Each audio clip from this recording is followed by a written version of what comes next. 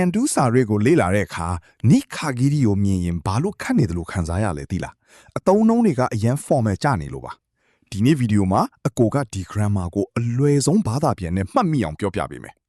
ကဲအားလုံးပဲနိခါဂီရီဆိုတာအဓိပ္ပာယ်ကတော့မာပဲတာလျင်ပါဒါပေမဲ့တာမန်ဓာတ်ခဲထက်ပိုပြီးတော့ဒါဟာအထူးအခွင့်အရေးနော်ဒါမှမဟုတ်ဒါဟာကန့်သက်ချက်နော်ဆိုတဲ့ခံစားချက်မျိုးပေးခြင်းတဲ့အခါသုံးတာပါဒီ grammar လေးရဲ့ပုံစံကတော့ noun အပေါင်းနိခါဂီရီပါရှေ့က noun ဟာအချိန်ဖြစ်ဖြစ်လူစုလူဝေးဖြစ်နိုင်တယ်ဒီအချိန်လေးမှာပဲဒါမှမဟုတ်ဒီလူတွေအတွက်ပဲလို့တီးတန့်ဘောင်းခတ်ပြီးပြောခြင်းရင်သုံးယုံပဲပထမဆုံးဥပမာတစ်ခုကြည့်အောင်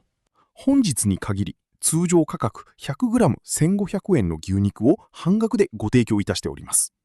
ဒီနေ့တရက်တည်းသာလျင်ပုံမှန် 100g ကို1500ရန်တန်တဲ့အမဲသားကိုတဝက်ဈေးနဲ့ရောင်းချပေးနေပါတယ်ဈေးဝယ်စင်တာတွေမှာကြားဘူးကြတယ်ဟုတ်ဒီနေ့ဆိုတဲ့အချိန်ကိုနိခါဂီရီနဲ့ဘောင်းခတ်လိုက်တာပေါ့ဒုတိယတစ်ခုကတော့အချိန်ကာလကိုကန့်သတ်တာ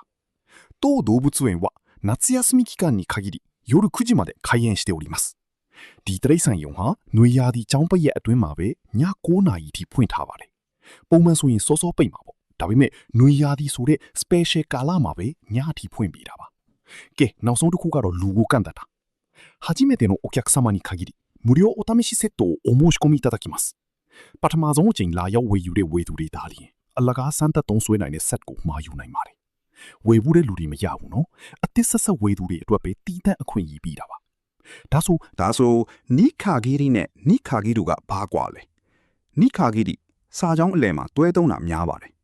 နိခါဂီရူစာကြောင်းအဆုံးမှာသုံးပြီးဖြစ်ဖို့ပဲလိုအပ်တယ်သို့မဟုတ်ဟာအကောင်းဆုံးပဲလို့အဓိပ္ပာယ်ရပါတယ်ဥပမာ工場の見学は予約された方に限りますစက်ယုံလေးလာရေးဟာကြိုတင် booking တင်ထားတဲ့သူတွေပဲလက်ခံပါတယ်ကန့်သတ်ထားပါတယ်ကဲဒီလောက်ဆိုရင်တော့နိခါဂီရီကိုအပိုင်ရသွားလောက်ပြီလို့ထင်ပါတယ်ကိုမတ်မှာနိခါဂီရီသုံးပြီးစာကြောင်းလေးတစ်ကြောင်းလောက်ဖွဲ့ပြပေးပါဦးနားမလဲတာရှိရင်လည်းအာမနာတာမိခဲ့နော်ဒီဗီဒီယိုလေးကအကျိုးရှိတယ်ဆိုရင် like နဲ့ subscribe လုပ်ဖို့မမေ့နဲ့ဦးနော်နောက်ထပ် undo grammar ကိုလည်းတူတူလေးလာကြမှာမို့စောင့်ကြည့်ပေးပါဦးအားလုံးပဲ頑張ってね